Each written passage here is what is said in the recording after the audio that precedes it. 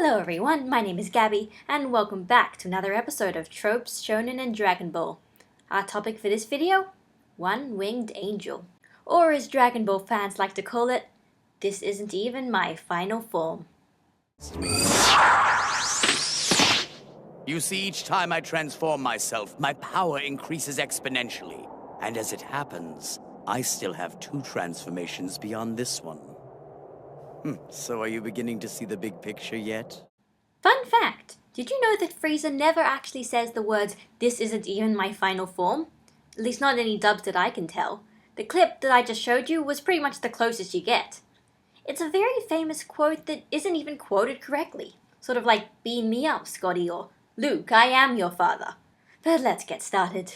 In the last 2 episodes, we've been talking a lot about how to communicate a character's strength. You can use individual feats, the concept of power levels, or by defeating another character in combat. If we step back a little, why do we care about this again? The answer is because Dragon Ball is a show about fighting. Fights are the selling point of the entire series. And in a battle shonen, generally even the promise of fights is what keeps us engaged as we progress through the story. So determining character strengths can easily hype us up for the inevitable battles to come. If, for example, we see that the villain is ridiculously powerful, we become curious. We want to see the hero fight this villain, and we want to see how their fight will progress. But before we continue, I just want to explain a very important concept that we'll probably be referring back to a lot. Dramatic tension. Basically, the reason we get engrossed in narratives is because we love to worry. We love uncertainty. We love not knowing what's going to happen next and hoping that the characters we personally connect to will succeed. If we go back to Dragon Ball, because this is a story centered around fights, in Dragon Ball, dramatic tension comes from when the outcome of a fight is unclear. And in Dragon Ball, especially after the introductions of power levels in the Z era, we reached a problem. Sometimes powers were communicated so succinctly, so successfully, that we already knew what the outcome of a fight between characters would be. The worst type of situation was when it had already been communicated that the hero was stronger than the villain. Suddenly, any sort of dramatic tension gets thrown out of the window. If we know that the hero is stronger, that the hero can win easily, why do we have to keep reading? We have no real connection to the story because we have no reason to worry anymore.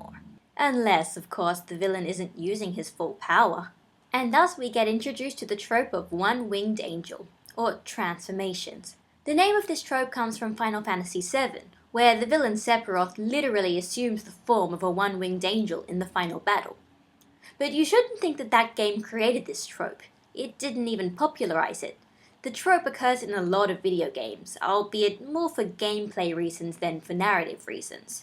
One-winged angel refers to when a villain transforms, generally becoming more powerful because of it. See, you can't always have the villains start off as being too powerful for the heroes. If you keep doing that, it can get a little repetitive. And seeing the hero successfully overpowering the villain, at least briefly, does help increase our emotional investment in the characters. As we saw in the Wolf Effect, we don't like characters who get beaten. We don't like our characters to seem weak. But we do need the villains to overpower the heroes, at least sometimes. Otherwise there'd be no dramatic tension, and we wouldn't worry about the characters. And so a villain transforming kills 2 birds with 1 stone. First, it allows the heroes a chance to shine against their weaker forms, and second, it creates dramatic tension once the transformation occurs, and the outcome of the battle is suddenly not so certain anymore. In terms of its use in Dragon Ball, the first appearance of One-Winged Angel was probably when Pilaf, Shu, and Mai combined their mechs into an even bigger mech at the end of the Uranai Baba arc. Villains have transformed or gained power-ups several times in Dragon Ball. When Piccolo Daima wished for his youth, when Ma Jr. grew gigantic in the 23rd Budokai, and when Vegeta turned into an Ozaru. These transformations all served the same purpose, to make us, the audience, unsure of whether Goku would be able to win against them. The interesting thing about the latter 2 of these is that they were actually reversible. Those 2 villains revert to their regular form before the battle is actually over. But when we refer to One-Winged Angel, we're mostly referring to Freeza. That was where the concept of One-Winged Angel truly took off. To explain that, we have to go back a little to talk, once again, about power levels. In the very first episode of Tropes Shonen in Dragon Ball, we explained how a defining feature of Frieza's army was their obsession with power levels. With the exception of Freeza and Ginyu, the aliens in that army had one strict power level, which could be measured with scouters. This put them at a disadvantage against humans, who could raise and lower their power level at will. So originally, on Namek, transformations were first introduced as a way of bypassing this fixed power level. Maybe a villain had a power level in the 20,000s range. Maybe Vegeta could have beaten them. But if they had another form with a higher power level, suddenly those old numbers didn't matter. I am of course talking about Zarbon. One of Frieza's top soldiers, he reveals to Vegeta that he can transform. The reason why he kept this a secret? Because while his true form is more powerful, it's also not very attractive. And the vain Zarbon was unwilling to use it unless it was absolutely necessary. And in a surprising amount of foresight for Akira Toriyama, Zarbon then explains then and there to Vegeta that Freeza can transform as well. So then many chapters later, we finally get to see that in the fight with Freeza. After a very short struggle, Vegeta goads Freeza into transforming, which he ends up doing. Frieza's transformations work a little differently to Zarbon or Vegeta or even Piccolo. His transformations are what we tend to think of nowadays when we talk about One-Winged Angel. In this case, Frieza's power in his true form is so great that he has trouble controlling it. As a result, he created other forms for him to use that, while weaker, are easier to control, and those are the forms he generally stays in most of the time. But the really significant thing about Freeza is he doesn't just transform once, initially, automatically into his true form, like you'd expect. He transforms 3 times during that battle. Maybe even 4 if you count him using 100% of his power as a separate transformation. That in itself was a radical departure to how transformations were normally used, going from normally 1 transformation to up to 3, even 4. Why did Freeza suddenly need that many forms? Well, in the story, it's mostly there as an excuse to lengthen the battle. As soon as it looks like a character has gotten a power-up and might be able to defeat Freeza, he reveals that it's not even his final form. First it happens with Vegeta, then it happens with Piccolo, and then, in his 3rd form, Freeza could still kill everyone, but he decides to show them all their final form because he feels like it, and to give a justification for him to being able to defeat a newly powered-up Vegeta. What I think was so amazing about that scene that I used at the beginning of this video was how much foresight it required. He flat out told us that he had 4 forms back in his 2nd form. Perhaps that's why I don't find his transformations that excessive. It feels like he was always meant to have that many forms, like it wasn't just added in there on the spot. Frieza's transformations became so popular and was so well implemented that One-Winged Angel became an iconic feature of the entire series, and even the battle shonen genre. But now we have to get to what happened after Freeza. Next in the line of transforming villains is Cell. The funny thing about Cell is, I'm not even sure if he was meant to transform in the first place. In an interview with Akira Toriyama in Daizenshu 2, he explains that once he introduced Cell's initial design, his editor at the time, Yu Kondo, didn't like it, thinking it was too ugly. And because of what happened with Freeza, Kondo decided they could just make Cell transform. Even the transformation after that happened because Kondo didn't like the design for Cell's 2nd form, saying this time he looks like a moron. If Freeza set the precedent for villain transformations, Cell truly cemented it as being part of Dragon Ball. Cell's transformations work very differently to Freeza though. Cell transforms after gaining enough power from absorbing androids 17 and 18. It's not his true form. He needs to actually find and absorb the androids before he can transform in the first place. Even the transformation's designs were different. With Freeza, all 4 of his forms were very different to one another, with no real indication of what the next form would look like. At one point, Krillin imagines his 4th form, only for us to realize it ended up looking entirely different. Frieza's fight was all about betraying our expectations. In comparison, Cell's forms are a lot more streamlined. While they do look significantly different, they all have common features that don't change much from form to form, like the shape of the head, the tail, and the general color scheme.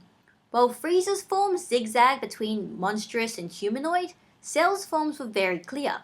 He started out looking like a bug-like monster, but as he absorbed more and more partly human androids, he became more and more human-like himself. It sort of reminds me of evolution in Pokemon, in that each form is a stepwise progression from one design to another. Or perhaps you could say it's a bit more akin to metamorphosis, which does fit with Cell's insect-like design. Technically, Cell got another form in the very final battle, but that didn't change any of his features. It was just his final perfect form except with a lightning aura, as if he was trying to upstage Gohan. Then we got to Majin Buu. And like a lot of tropes in the Buu saga, the concept of one-winged angel was played around with and sometimes even subverted.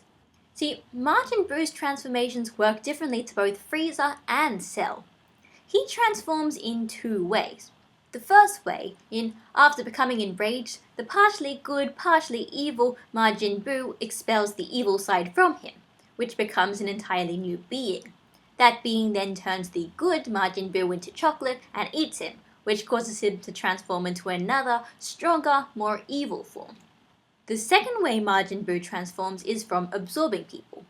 In this more evil form, Buu absorbs Gotenks, Piccolo, and later Gohan, taking on their clothes, increasing his power, and changing his appearance slightly to be somewhat more human-looking.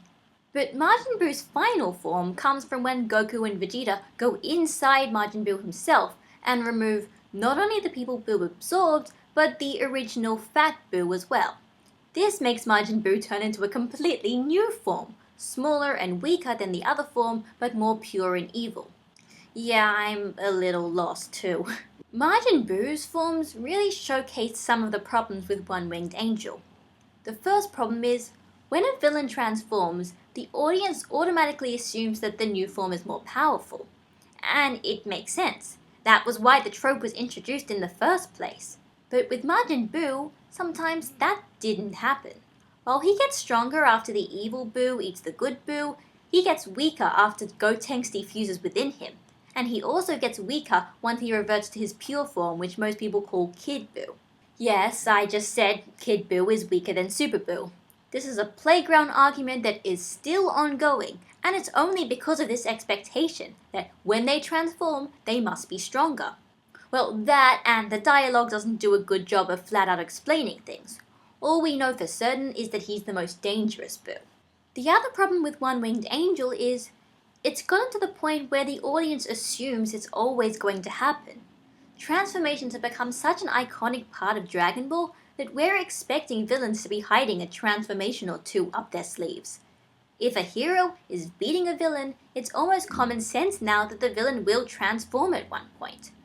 The formula has become almost predictable, and that can be a bad thing. As a result, I hope Dragon Ball Super tries to wean us off just a little from the idea of One-Winged Angel.